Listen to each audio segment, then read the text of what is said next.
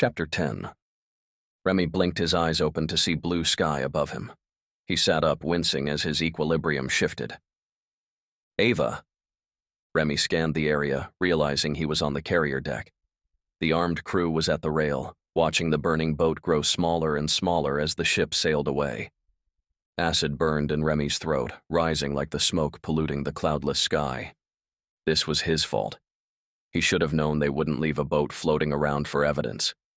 He only prayed that Ava was able to call for rescue. Unless she was still hiding. God, she might not even know the boat was ablaze. Remy wanted to shout a warning, but even that wouldn't do any good at this distance. The boat was so far away it looked like a flame on a candle.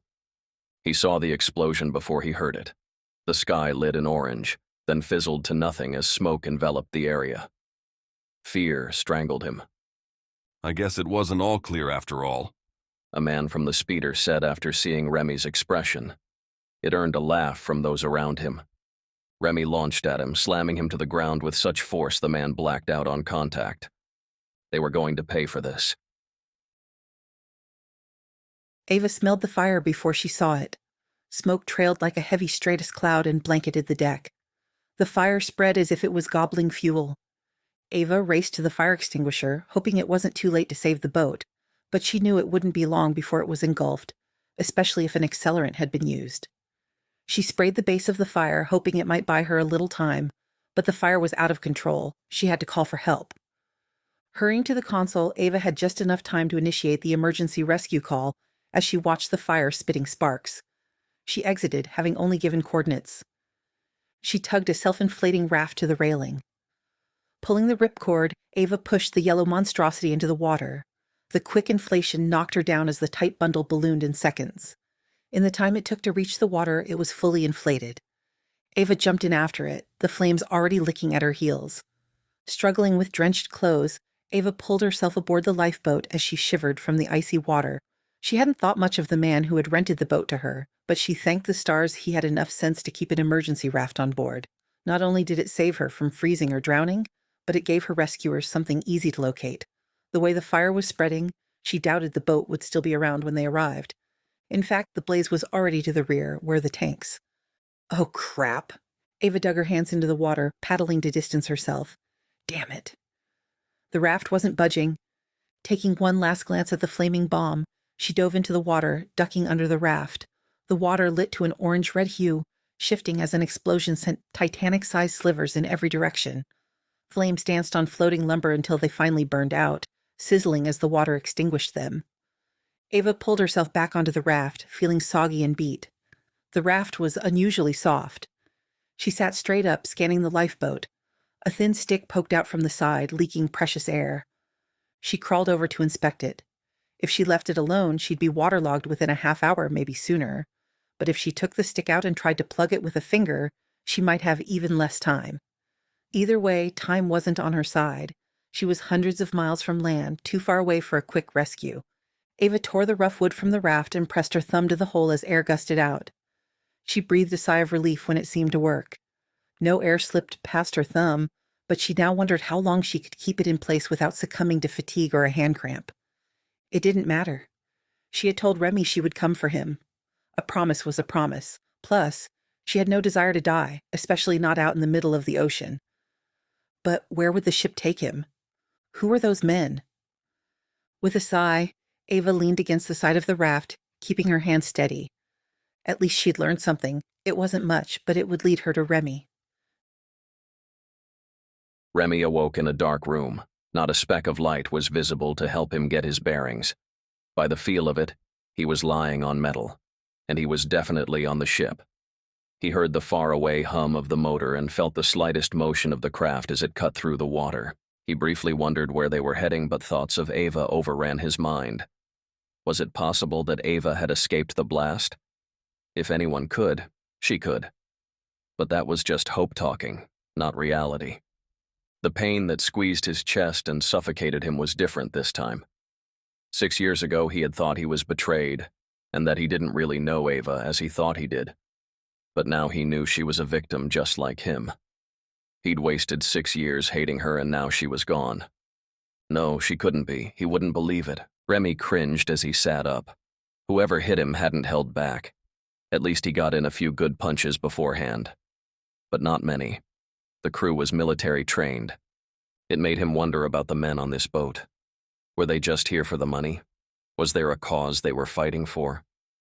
Remy had a feeling it was just for the money, and that made him feel slightly more at ease. Greedy people were easily swayed. Those fighting for a cause were not. Standing, Remy let his legs settle before he attempted to move.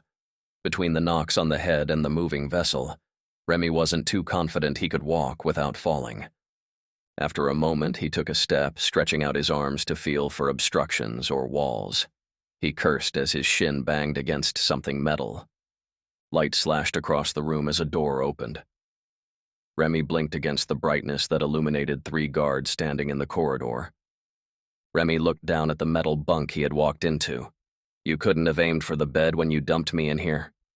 Come with us. One ordered. Remy rubbed the back of his neck, stretching as he walked to the door. He wouldn't give the men any trouble. Let them start thinking he was biddable.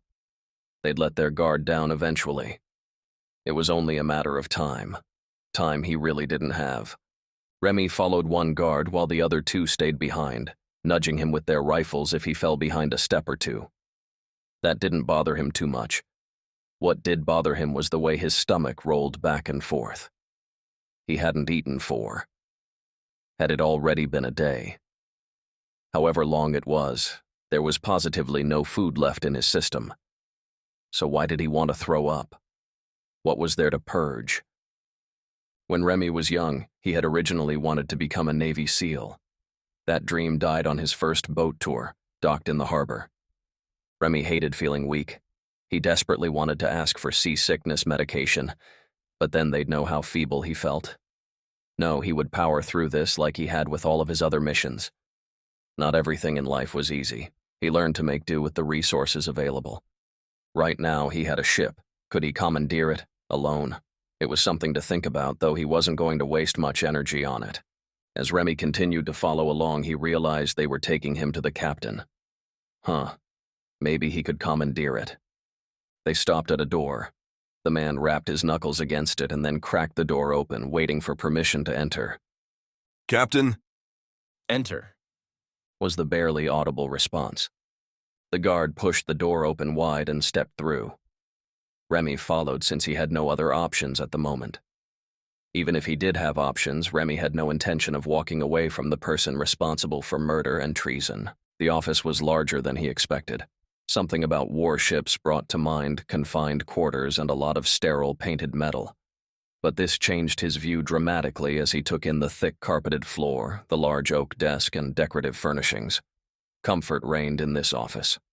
Judging from his limited knowledge of military ships, this was no ordinary captain. But then, he already knew that.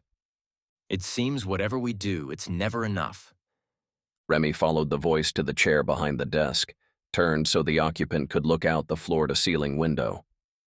Was it a specially designed modification? "I know killing you will never be enough," Remy retorted. His neck veins pulsed as he tethered his temper. A dry laugh filled the room. You never change, Brock. Brock? Remy didn't know why the use of his old name shocked him, but it did. He was being thrown back into a life and time he didn't want to relive. And yet, he had no choice if he wanted to finish this once and for all. "You know my name, but I don't know yours," Remy stated. "You're a coward, just like your men." Remy's knees buckled as a blow to the back of his legs came hard and swift. You'll never learn, will you? The chair turned as Remy stood back on his feet. He nearly toppled back over. Jeremy French. Ava watched helplessly as a cruiser sped toward her. Did they see her? The vessel's fast pace told her they didn't. She was useless with one arm waving and one stuck to the raft, holding the air in. Just before she was about to dive overboard, the boat slowed and drifted close, nudging her raft. This craft was only slightly smaller than the bucket she had rented. It was built for speed and in far better shape. The silent deck bobbed above, threatening to crash down on her. Her gut told her that whoever this was, they were no friend, and certainly not the Coast Guard. She wondered if her call for help had been intercepted. A bad feeling slithered inside her as she waited for someone to appear on the boat's bow. Why were they taking so long? Ava wanted to call out, but fear silenced her. Remy lunged for Jeremy French, plowing over the desk before he was hauled back and slammed to the floor by 2 guards. The soft carpet absorbed the fall. Not that Remy would have felt pain in his current state. He wrenched away and stood, glowering at the blonde weasel sitting calmly in front of him. You didn't plan for this scenario, did you? French asked. His hand waved lazily at his surroundings. It's amazing what you can buy nowadays. One of our very own Navy ships. He stood and strolled around the desk to face Remy head-on. You'd think the Navy would want it back, but it's been covered up, just like all those weapons that keep disappearing. What the hell do you want with me? So angry. French tisked. And here I thought you'd be pleased with my surprise. What surprise? Ava, of course. You didn't plan for that scenario either, did you? French smiled. I figured a reunion was in order. You bastard. You've been using Ava. Remy's chest tightened. Her death is on your hands. Even though he shouted the words at French like a foul curse, they boomeranged back, cutting through his heart. Ava's death was on Remy's hands. He should have listened to her when she first asked for help. If he had, none of this would have happened. French raised a brow. Why would I want her dead? She's my inside at the CID. Your men blew up her boat. He shrugged. You know the drill. All evidence needs to be destroyed. I can't leave an empty boat drifting along. You should have said she was on board. Ava and I have a very pleasant working relationship. Remy struck out, landing a solid right hook that snapped French's head to the side from his undefended blow. Guards held Remy back from doing further damage. French straightened, his hand cupping his cheek. I forgot how wicked your hooks are. He opened his mouth, testing his jaw.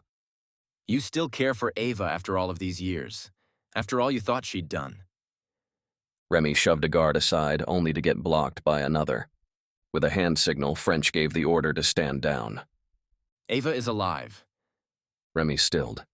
Alive? But you blew up the boat. We had eyes on her. She made a call before diving overboard. She's safe in an emergency raft, waiting for the Coast Guard to pick her up. Ava was alive? She survived? French had to be lying. Why would he leave her for the Coast Guard to pick up? They'd want to know what happened. French would be an idiot to take that chance. If she's alive, then why didn't you turn around and get her? Turn this ship around? Do you realize what you are saying? French responded. No, Remy didn't have a clue what he was saying. He had no idea what the hell was going on. It doesn't matter. I wouldn't have let her board anyway. Why not? Do you know who Venom is? You have Venom cargo on deck, Remy stated, eyeing French. Ava was right. He had changed. French was no longer the scrawny beanpole Remy remembered. He was now a man who had blood on his hands and vengeance in his eyes, and who owned a ship of stolen weapons. You're Venom. French's gaze turned from flippant to curious. He smiled. If I was Venom, I certainly wouldn't want you on board. Why not? French smirked, ignoring the question. He crossed over to the window and looked out.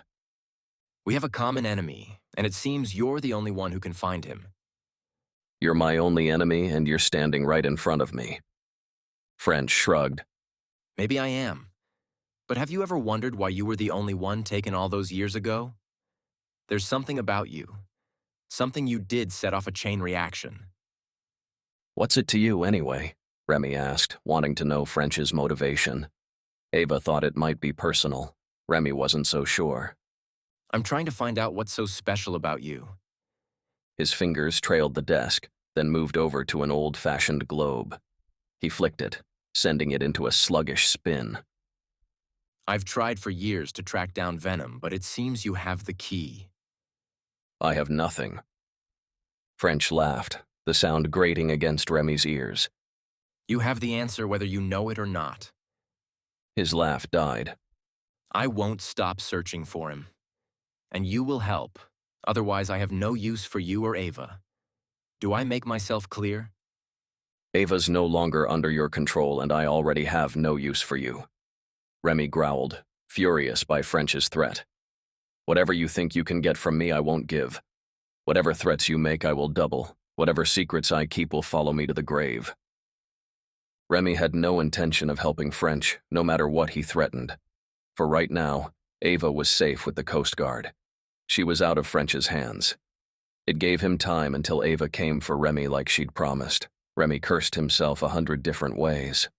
I was hoping you'd be more reasonable, but time has not rid you of your stubbornness. I see you for what you are, French.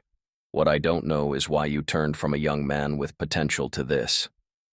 Remy couldn't keep the disgust from his voice, not that he tried very hard. The man who stood in front of him was a stranger.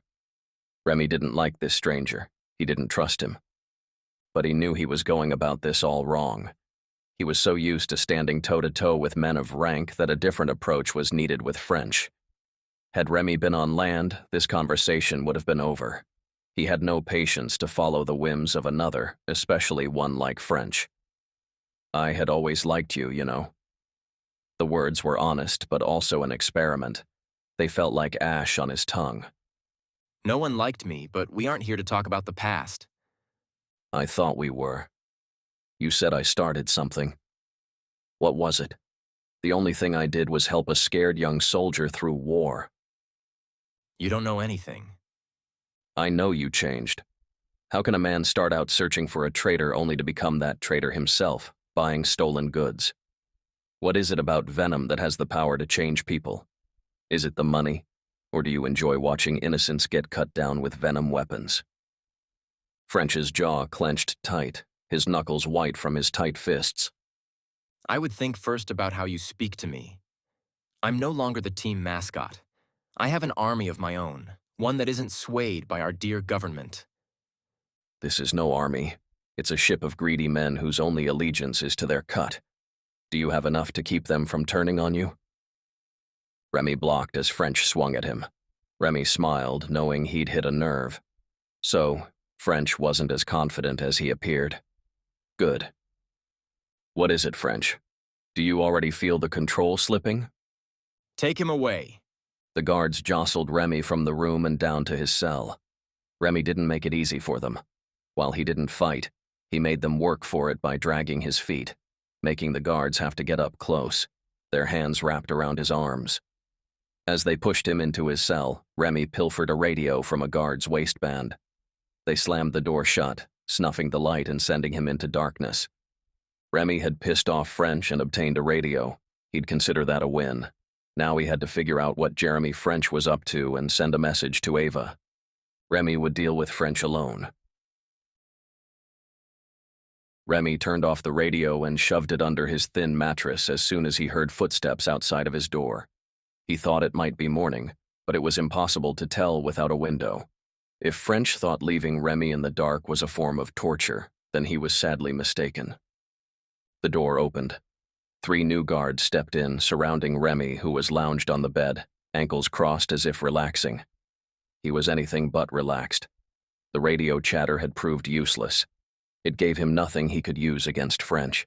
He had even tried several different channels, but it seemed as if they only used the one. Come with us. Remy stood and followed the same path as before to French's office. It was going to be the same bullshit drill as the previous day. Remy blinked as they walked past French's door. Where were they going?